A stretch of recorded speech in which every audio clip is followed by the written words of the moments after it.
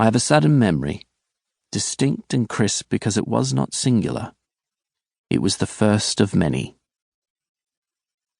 No breeze, the curtains still, with windows wide open. Half a moon above the ocean in the distance. We could see the water unimpeded when we first arrived, but then came more houses, and Pacific blue glimpses only if we stood on the roof. Damp came in through the window that night, on wings of heat. It was difficult to sleep without squirming. No fans yet. Noises from another part of the house, lights on, lights off, shuffling feet. It was not uncommon.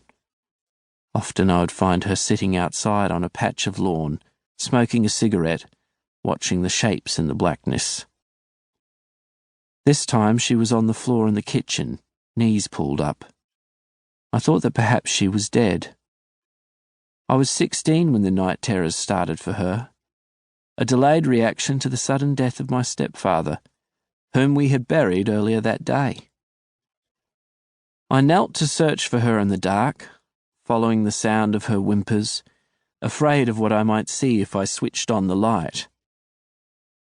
I touched her face, which was wet with tears, and her whimpers then turned to sobbing, interspersed with breathless apologies she didn't need to give. I lay down on the linoleum, my arms tightly around her, until daylight grazed the room. It was frightening, this first attack, and then over time, one adjusts to the strangeness of those they love. My brother, Zach, flew up for the funeral from Melbourne with his new wife, Leanne. His first wife passed away a decade earlier by her own hand, without the warning signs, without a note. It took my brother years to accept that he wasn't meant to make sense of it, that sometimes people choose to take their reasons with them. I've only met Leanne a couple of times. She's pleasant enough, louder than we are, laughing lots. But we will not have the years to bond, or possibly the inclination.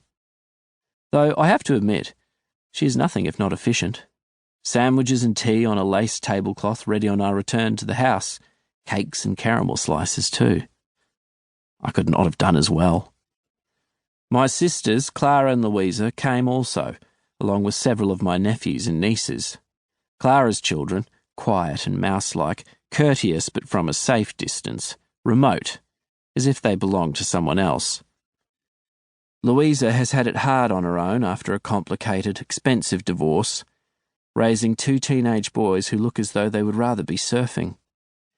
Skinny brown legs, eyes darting around the cemetery for distraction, their feelings evident, disinterest in a grandmother who, though kindly and loving, was someone foreign, someone they had not grown up with.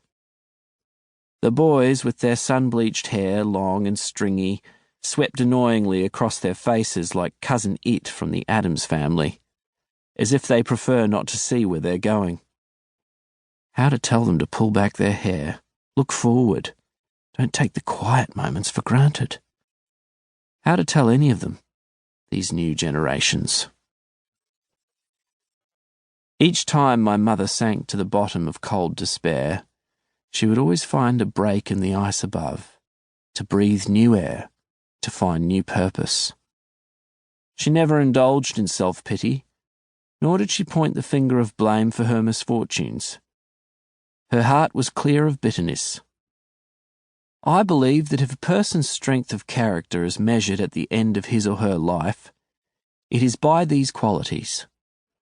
Qualities that allow a life to be lived, free of those restraints we place upon ourselves. But that doesn't mean we should forget. 1942. September. Chapter 1.